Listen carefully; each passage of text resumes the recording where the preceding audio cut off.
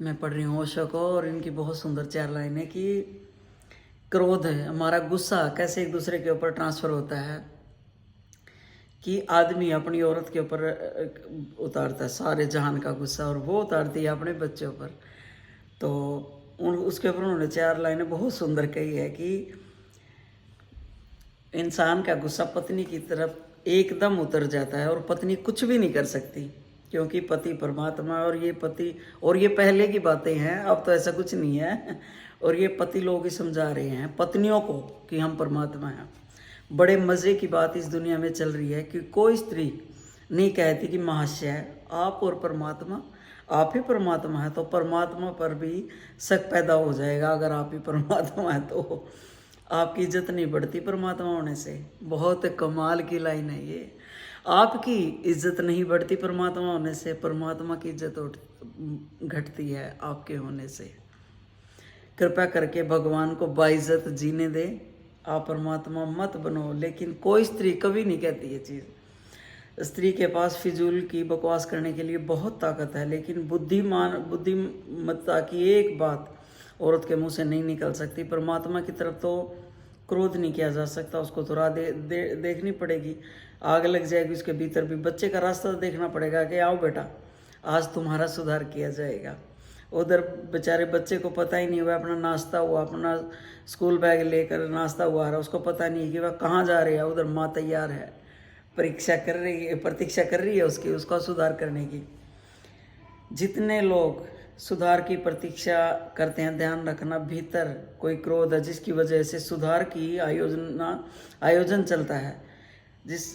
जिनके अपने बेटे नहीं होते वे अनाथालय खोल लेते हैं, जिनका अपना घर नहीं होता वे आश्रम बना लेते हैं, लेकिन सुधार करते हैं। जिनको कोई नहीं मिलता वे समाज की कोई भी तरकीब निकाल कर सुधार करने की कोशिश करते हैं। भीतर क्रोध है, भीतर आग है, किसी को तोड़ने मोड़ने बदलने की इच्छा, वह बच्चा आते बेचारा फंस जाएगा। कल भी ऐसे हुआ था नाश्ता, लेकिन आज नाचना उसका एक उपद्रव बन जाएगा। वही हमें दिखाई पड़ता है जो हमारे भीतर है। हमारा सब देखना एक प्रोजेक्शन है। आज उसके कपड़े गंदे मालूम पड़ेंगे, वह रोज़ स्कूल से ऐसे ही आता है। बच्चे कपड़े गंदे नहीं करेंगे तो क्या बूढ़े कपड़े गंदे करेंगे? बच्चे तो कपड़े गंदे करेंगे, क्योंकि बच्चे को कपड़ों का पता ही नहीं है। कपड़ों का पता रखने के लिए आदमी को बहुत चालाक होने की ज़रूरत है, बच्चों को कहाँ होश होता है। कपड़े फट गए, किताबें फट गई, स्लेट टूट गए, और आज बच्चे का सुधार किया जाए, लेकिन माँ को पता भी नहीं चलेगा कि वो बच्चे की शक्ल में पति को कूट रही है। और बच्चे भली बात ही जानते हैं कि उनकी पिटाई कब होती है, जब माँ बाप में वॉर चलता है। बहुत बड़ी सच्चाई है ये। तब माँ बाप लड़ते हैं और बच्चे पिटते हैं। इसलिए जिनके बच्चे नहीं होते उनके घर में बड़ी मुश्किल हो जाती है, क्योंकि पिटने के लिए कोई कॉमन एनिमी नहीं है। किसको पिटे? अगर ऐसा ना हो तो प्लेटें टूट जाती है, घर का सामान तोड़ दिया जाता है, फिर दूसरे कोई उपाय खोजते हैं। आपको मालूम होगा भली बात की प्लेट कब टूटती है, और पत्नियों को भी मालूम है कि कब एकदम हाथ से प्लेटें छूटने लगती हैं। लेकिन बच्चा पिटेगा, बच्चा क्या कर सकता है? माँ के लिए क्या कर सकता? माँ के प्रति क्रोध कैसे करे? अगर माँ के प्रति गुस्सा करना है तो ज़रा उसे प्रतीक्षा करनी पड़ेगी। 15-20 साल तक बहुत लंबी प्रतीक्षा है, जब एक औरत और आ जाए उसके पीछे ताकत देने के लिए। क्योंकि किसी और दूसरी औरत से लड़ना हो तो एक औरत का साथ ज़रूरी है, नहीं तो हार निश्चित है।